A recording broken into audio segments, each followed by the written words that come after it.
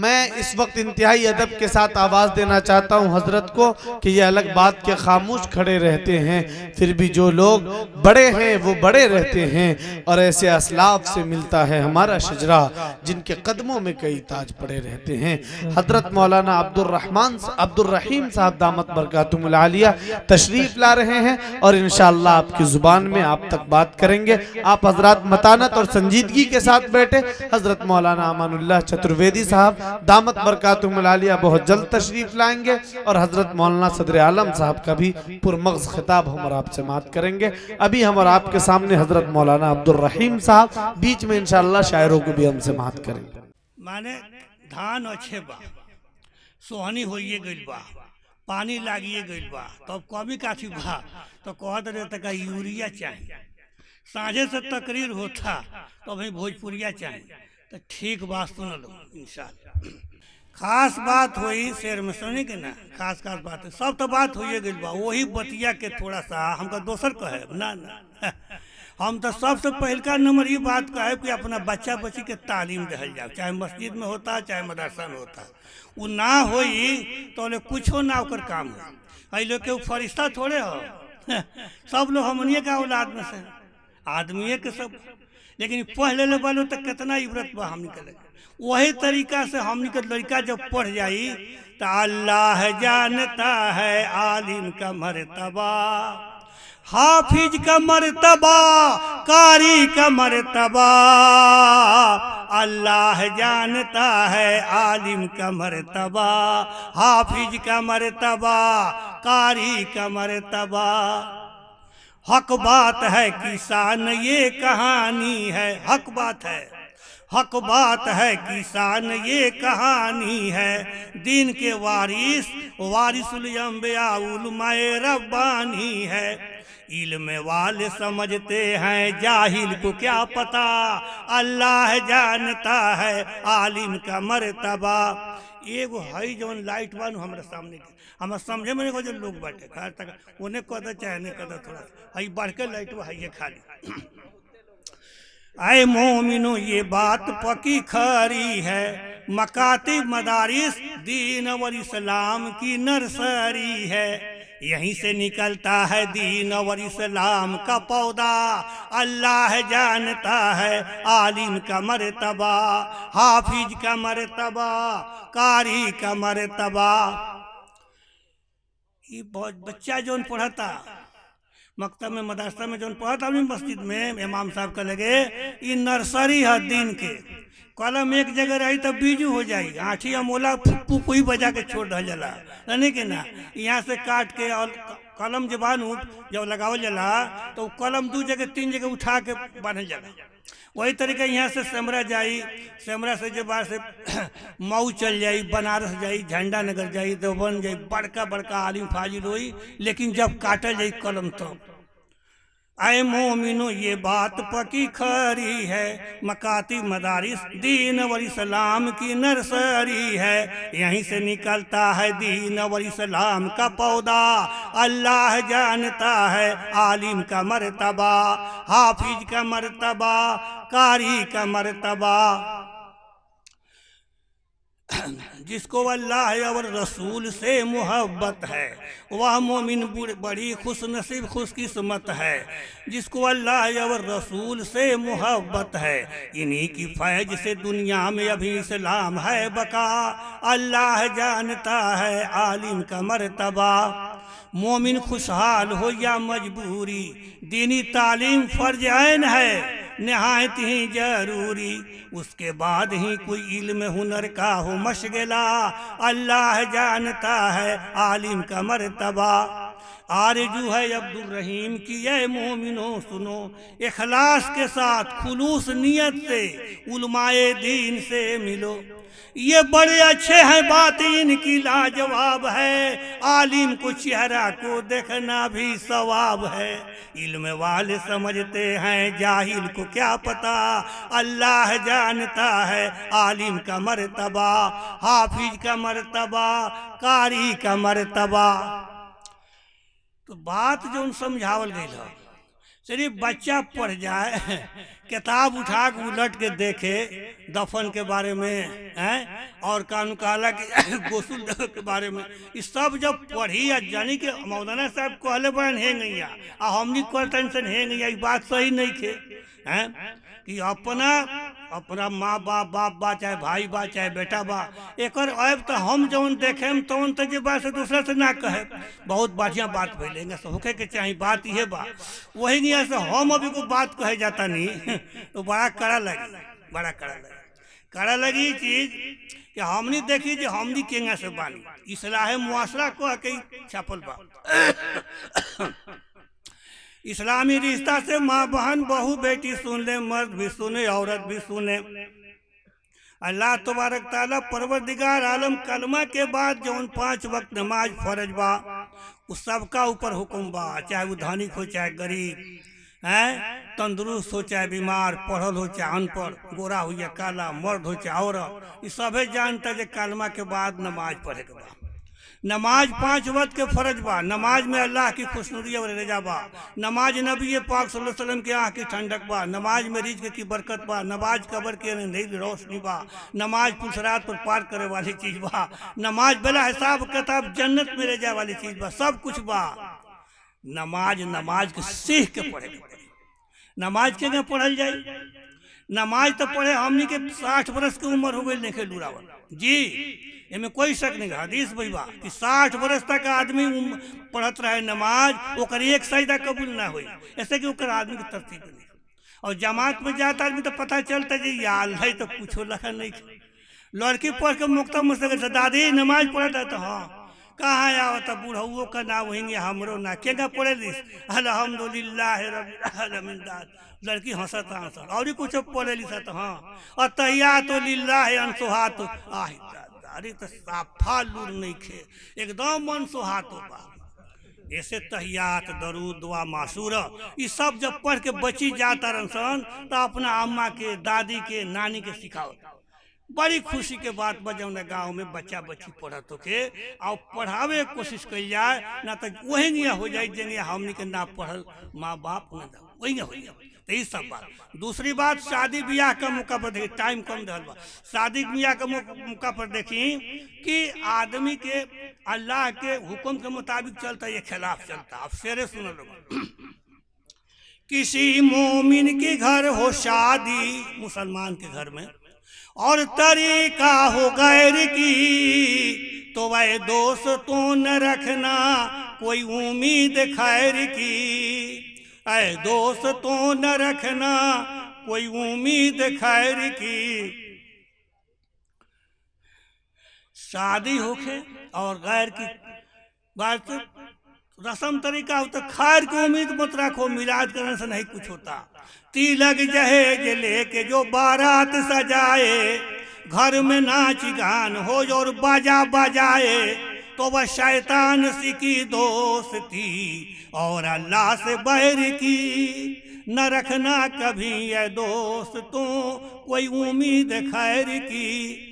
जो भी बाराती जाते हैं बाजे की साथ में, चाहे लमका टोपी वाला हो चाहे गोलका टोपी वाला, चाहे छोटका कुर्ता पैजामा हो चाहे बड़का कुर्ता पैजामा, चाहे पैंट शर्ट वाला, जो भी बाराती जाते हैं बाजे के साथ में लानत खुदा की होती है उस पर उस दिन और रात में। ये सुन्नत की है खिलाफ और तरीका है गैर की। मजे में बात करते हैं दोनों मियाँ बीबी, सिरहाने टेप रिकॉर्ड है और बगल में है टीवी, तो उसे देखने आती है पड़ोसन औरतें भी गैर की। नया चूल्ही बना कर नेवतती है घर घर जाकर, झूम झूम के गीत गाकर गुलौरा बरी पकाकर, मस्जिद में समाकर भरती है ताक जाकर, कई कई वक्त के नमाज करती है कजा। ये सब सुन्नत की है खिलाफ और तरीका है गैर की। दुल्हा को सजाकर जब चलते हैं गाड़ी और घोड़ा तो ये भी पीछे से सरिया कर चलती है दौरा में चाउर दही या लोरा का हो। इतना मजमा बा, हम तो बड़े बड़े कॉन्फ्रेंस में पूछ दिले कि हमारा से आगे कह दो जो दहेज ना लिया नहीं मान जाए। और ये आके कह दे वो के मौलवी साहब हम ये खरिहान में ना दुआरों पर परछावन ना होला, एको आदमी आके कहता हमसे, एको आदमी, एक आदमी के मुसलमान के आदमी कह दो ये हमनी का खरिहान में तक के बताओ जो दुआरों पर परछावन ना होला, एको आदमी ना बहर ऐसे कहीं मान ही नहीं सजा कितनों को बताओ। अल्लाह रहम फरमाओ समझ के माँ बहन मान जाए तब तक काम ठीक हो जाए। दुल्हा को सजाकर जब चलते हैं गाड़ी और घोड़ा तो ये भी पीछे से सरिया कर चलती है दौरा में चाउर दही या लोढ़ा। गांव के बाहर जाकर गाड़ी रोकती है, बदन पर और आंखों में चावल झोंकती है, मुंह में टीका लगा के सर पर लोढ़ा घुमाती है। कितना समझाए लेकिन ये चूड़े समझ नहीं पाते। ये सब सुन्नत की है खिलाफ और तरीका है गैर की। दुल्हा दुल्हन की गेंद खिलाती है औरतें, चप्पल जूता की खेल मचाती है औरतें, न जाने क्या क्या रंग बनाती है औरतें।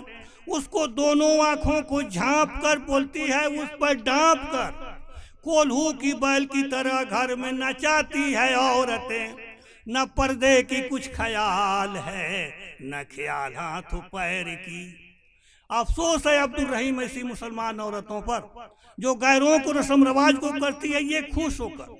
पनघट पर पानी भर के करती है पन कटाई, घर में बुला के नाई करती है नोह कटाई, कोई इमली की घोटाई।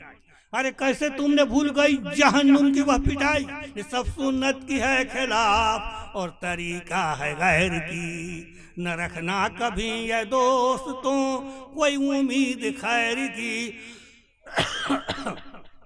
अरे मुसलमान जब कलमा पढ़े वाला भइलो, चाहे वो मर्द हो चाहे औरत, धनिक हो या गरीब, पढ़ल हो चाहे अनपढ़, तंदुरुस्त हो चाहे बीमार, गोरा हो या काला, तो तोहनी का समझ में नहीं आवत के तरीका से रहल जाई। नया शेर सुनावत नहीं। आज कल मोमिन मुसलमान, मर्द औरत बूढ़िया जवान, खास करके नौजवान, खास करके कितना दिन से बेफिकर बा, रोजा नमाज नहीं खे ना अल्लाह के जी करबा, मौत के ख्याल नहीं खे ना उकबा के फीकर बा। आज कल मोमिन मुसलमान, मर्द औरत बूढ़िया जवान, खास करके नौजवान, सुनते रहो, खास करके नौजवान। कहने अल्लाह का रोजा में के पहले बा, रोजा में है तो मस्जिद में जलसाई समझ नहीं पाए। पानी बरसल, एक अवछार बरसल, बस सब खेत में छीप छाप लागल, कोनो खेत में खीली भर। अरे केंगिया बरसल जो सारा खेत में तनी मनी पानी है में काहे खीली भर।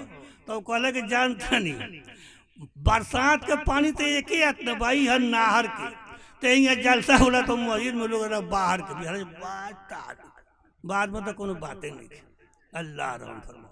आज कल मोमिन मुसलमान, मर्द औरत बूढ़िया जवान, खास करके नौजवान, कितना दिन से बेफिकर बा, रोजा नमाज नहीं खे ना अल्लाह के जी करबा, मौत के ख्याल नहीं खे ना उकबा के। उरियानियत हद से गुजर गई, बेहयाई हो गई ज्यादा। घर के बूढ़ा पाखा गार्जियन घर में बैठ के झंखता लो जे कैसे बाँची मोल मर ज्यादा। औरत के सीना पर कपड़ा नहीं खे ना सर पर दुपट्टा बा, शहर बाजार चौक चौराहा पर देखी औरत के जमघट्टा बा। लाज शर्म के पर्दा नहीं खे ना ईमान के कीमत बा, एक जगह खड़िया के घर घर के कथा कहानी, जुबान पर झूठ और गीबत बा। अब बगल के अपने चल जाई केकरा टोक देवे के हिम्मत बा। आजकल के औरत कितना दिन से बेफिकर बा, रोजा नमाज नहीं। आज नहीं तो पढ़े तू बा किताब में लगे लिखे खतरा चंदन बर वाला ओके हम ये किताब पढ़ा, लेकिन तो बात रह गई कि इस शेर जो बा थोड़ा सा गौर से सुनो, गौर से सुनो, बड़ी इबरत की चीज बा। का कहनी हम उरियानियत हद से गुजर गई, बेहयाई हो गई ज्यादा।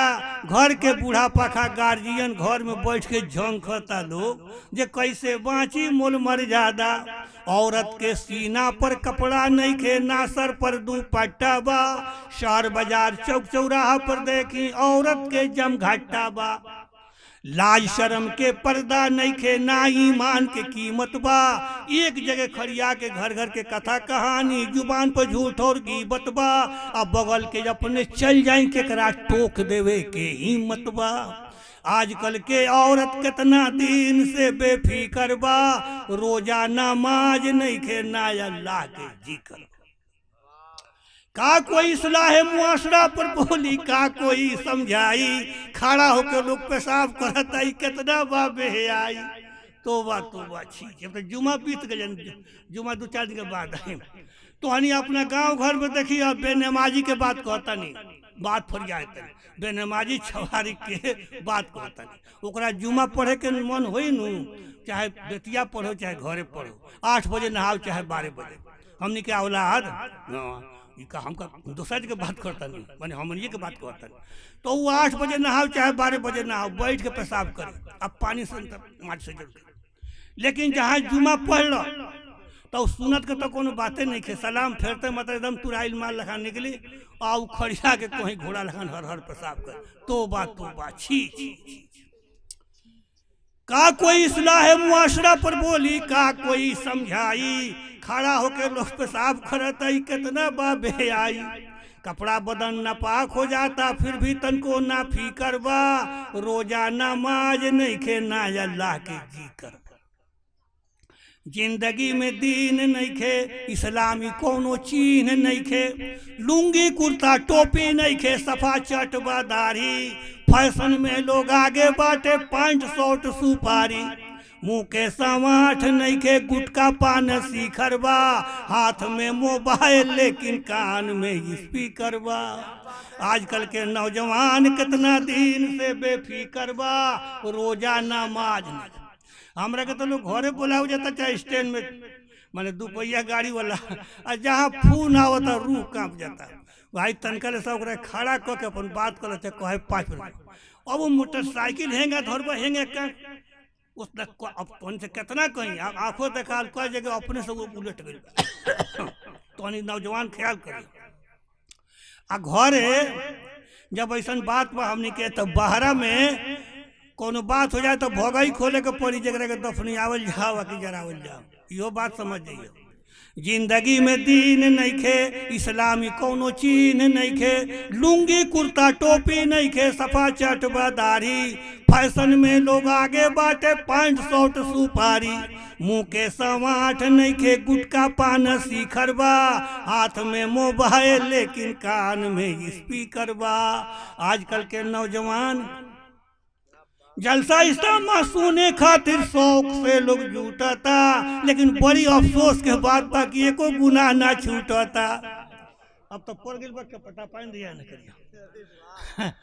अब तो हमरा कहे के मतलब बा हक बात तो आदमी कहबे करिया, आसानी से होते बात जो खत्म हुई तो हके बात हो।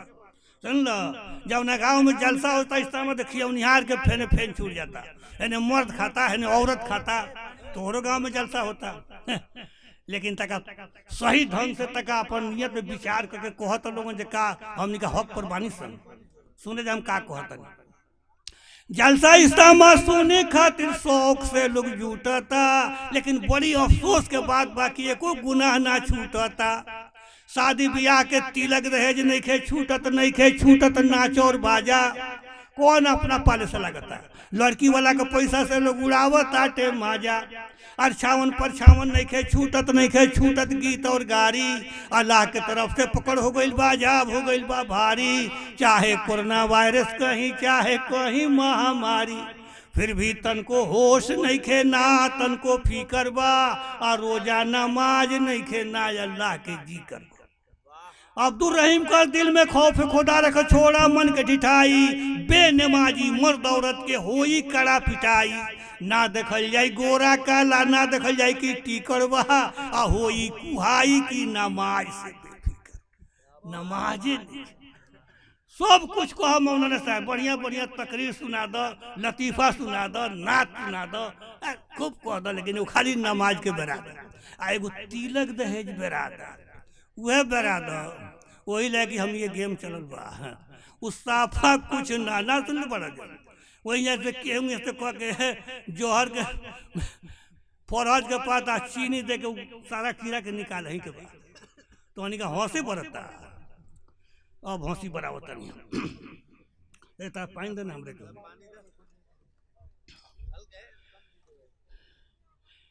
का कोई पर वक्त कहाई आ का केहू मुकरिर समझाई, आजकल बेशर्म दुनिया हो गई बा, शर्म कहाँ से आई। का हो केहू मौलाना साहब, चतुर्वेदी साहब, केहू साहब आवस तो हमने का करे के बा, अपन कह के चल जाओ।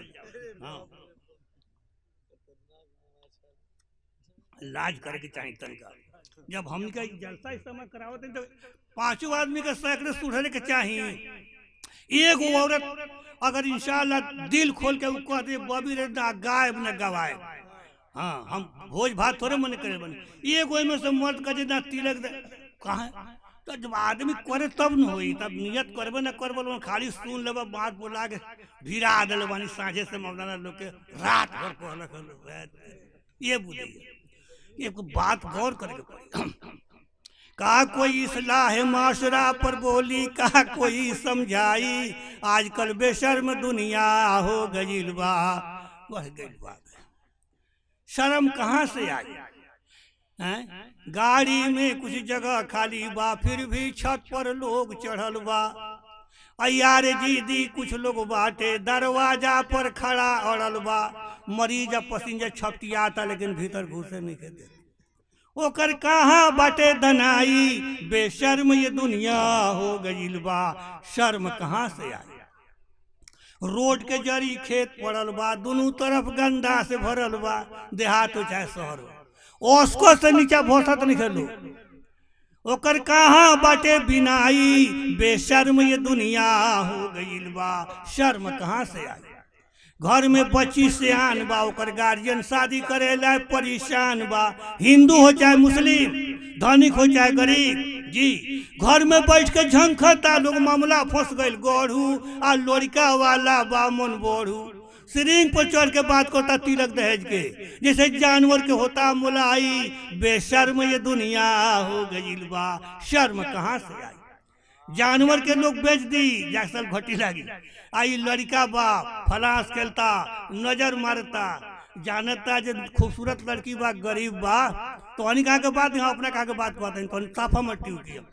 तब जानता जो गरीब बा तो कहता भाई 5 साल नहीं के करे के ना, आज बुझाता जो बिना कहले दे दी। तो लड़का वाला को अगुआ कहता लड़की वाला से 3 गो काम के ले ठीका, गार्जियन के रुपया, बबुआ के गाड़ी, बबी के नथिया टीका। अब सारा तो फरियाइए गलो में भी का लगल। अभी के किया था कहता जे ना हमरा साफा नहीं खे, गाड़ी के शक्तिये नहीं खे, हम ना दे हम, तो कहता जे साफा शक्ति नहीं के तो एगो अपाहिज मोटरसाइकिल दे दो, कम दाम के मिलता। तो सुगौली में कहता ही जालसा में तो एक आदमी कहता तोरा कहे नहीं खा हो का भाई काथी कहता आ तो ओकर ना हुआ अपाची, तो हमको नहीं अपना नगदी किनता जो बुलेट किनता, हम नहीं जान जा अपाची ना हो, ई तो अपाहिज बा का हो, बपुआ अपाहिज बा, एगो मोटरसाइकिल बांसे चढ़ जा बाहर, अब ओकर घरारी बांसे से उतर जा, तोबा छी कितना कितना बड़ा। जाए कोई बुढ़िया से कहता चाची ऐ लड़का जवान बा फलांस करता, नजर मारता, शादी कहानी कह दे। है मौली साहब बेटा हो बेटा, जब ना कम नाम मन कर तो उनको देवे छेका, तो हमनी का होता पहले देखा देखी, ओकरा बाद में घेपा घेपी, तब छेका छेकी, पोटल तो पोटल न तब फेंका फेंका, सारा बात हो जाता। वो चाहे हिंदू हो चाहे मुसलमान हो, इस्लाह मुआसरा पर बाबू से बोलते बनी सुनल कि ना कपट हटत नहीं खे, दिल से दिल के सोटत नहीं खे, सास पतो से पोटत नहीं खे, आना शानी के दौर बा, घर में झगड़त ननद भौजाई, बेशर्म ये दुनिया हो गई बा, शर्म कहाँ से आई। बेटी अलगे खुश बिया, अब्बा जिंदा फरन, माई बिया भैया कमाता। पर तो कहता कि हमर मालिक काठमांडू सऊदी बा, हमर चली कि तोहर चली माल कमाता। दुनिया अपन रीत नहीं छोड़त, लोग अपन जिद नहीं छोड़त, मर्द अपन चेष्टा नहीं छोड़त, शादी ब्याह के ऑर्केस्ट्रा नहीं छोड़त, औरत अपन जिद नहीं छोड़त, शादी ब्याह के गीत नहीं छोड़त, शौहर के एगो विध नहीं छोड़त। बेटा माँ बाप के गाली देता, ऐसा युग बा भाई, बेशर्म ये दुनिया हो गईल बा, शर्म कहाँ से आई। अब्दुल रहीम का सूझत नहीं खे, दीन धर्म लोग बूझत नहीं खे, मनमानी सब काम हो गईल बा, बढ़ गईल बा बेहयाई, बेशर्म ये दुनिया हो गईल बा, शर्म कहाँ से आई। का कोई प्रवक्ता कहा या का कोई मुखरी सुन। बहुत सब बात हो गई, शायद टाइम हो बस हो गई बा, तो तंका एगो और एक आध शेष सुन लो। अब ज्यादा बात नहीं करे के, सुना लोगों ने का कहता नहीं, खूब ध्यान दे के सुनियो। क्या मौलाना साहब बतलौल वही यहाँ पूछ लिया लोगन, लड़का पैदा होला नू तो लिखल बा दहिना कान में आजान देवे के, अब बाया कान में तकबीर कहे के, चिल्लाए के नहीं के द्वार पर खड़ा होकर अंगना में, कान सोझे लिख दहल बा दहिना कान में, चिल्लाए के बाव में, बाया कान में लिखल बा। अब आजानो हो गई हम के घर में, अब फिर छिपो बजता, तो बात फिर सोहरो होता, ये पर कहा जाता नहीं कि बात ठीक बा। मैंने जब अजान हो गई तो फिर अब सोहर गौला का छिपा बजावने से का जरूरत बा। अजान में तो हिकमत बा कि उस सादा दिमाग बा में आके अल्लाह रसूल के नाम सेव कर दे, फिर छिपा बजावत तो जाता कि ना, फिर सोहर गाओ तो जाता कि ना। बात अब वही तो हनी कर लेके बहुत बड़ा कीमती बात आवे वाला बा, लेकिन हम टाइम में पूछ जाता, हम खास बात का हर तो बन। तो ऐसे जो बात है तो हनी देखो, इस्लामी रिश्ता से माँ बहन बहु बेर से गुजारिश बा कि ऊ जे बात से छिपा मत बजाओ, सोहर मत गाओ, ऊ जब हो गई तो हो गई, दूध पियावे के बाद तक कलमा से पढ़ाओ, और उसका सामने मोबाइल मत चलाओ।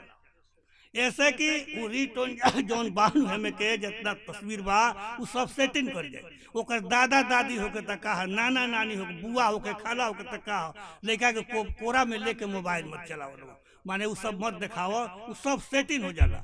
लड़का न वो दूध लायक रोल मिठाई का जानता, पाई का जानता, वो जो होता वो हाथ बढ़ावता, मोबाइल दिया जाला, चुप हो जाला जी। आ एगो और बात कहा जाता नहीं, हिंदू मुसलमान दोनों से हमरा उम्र के लोग में बा, हमारे से ज्यादा उम्र के हुई, कम उम्र के हुई, पहले लोग के बेटी विदा होत लख तो संगे संगे एगो भाई जात लख, अब 5 दिन पर कलेवा जाई भैयावा चल आई, कहे बॉबी के चुप करावे ला। अब तो नहीं जात के भाई, तो बॉबी चुप नहीं रह, मोबाइल करवा लो, भाई कहाँ जाता। सवाल ही बाटे जे 5 दिन पर जो कलेवा जात लख तो घर के लोग धूका लगे रहे, जो कुछ कहे मत, भैया 5 दिन के रिपोर्ट लेके चल आवत। अब तो बाहर से बहती जेवर जाता, कल हम पाक जाता, VIP मोबाइल जाता, 2 दिन के बाद एक मतारी फोन करती है, कह न बबी आ तो ठीक बा, बुढ़िया बड़ा कड़ा बिया, एक छौड़ी के गाने मुँह बना होता, दे तो मोबाइल हम सरिया दी, न इन्हें था बा ना उन्हें था बा, बस एक मोबाइल के सेट पड़े जाता है कि मोबाइल में इतना असर बाटे, कितनो दूरी से मिल जात खबर बाटे, जितने अच्छा बा उतने बदतर बाटे, एक चलावे में सब कुछ कसर बाटे, लेकिन मोबाइल फितना के जड़ बाटे। चाहे कोई बाहर रहे, चाहे जाए मकान पर, चाहे मदरसा स्कूल जाई, चाहे कोनो दुकान पर, साहब सलाम करे के फुर्सत नहीं के हरदम मोबाइल बा कान पर, लेकिन गाहक पर हरदम नजर बाटे, मोबाइल में इतना असर बाटे, कितनो दूरी से मिल जात खबर बाटे। कठौती में पिसान बाटे, रोटी लोगू बेलता, आ लइका जब झौआ ताटे तो मोबाइले से खेलता, उ टूट जाओ फूट जाओ कोनो ना डरवो फिकर बाटे, मोबाइल में इतना। एक आदमी कहत रहे कि 17,000 के मोबाइल फोड़ दिल तो 50,000 के फोड़ दी, कौन ओकर बाप किन ओकर बाप कतार से भेजल बा, केतनों के फोड़ दी का हो।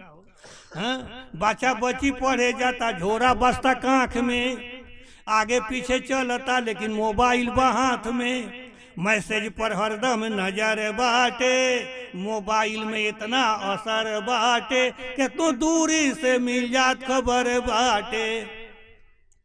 सास बहू घरे बाटे, बउआ विदेश में, तनको कोनो बात होता फौरन चल जाता मैसेज में।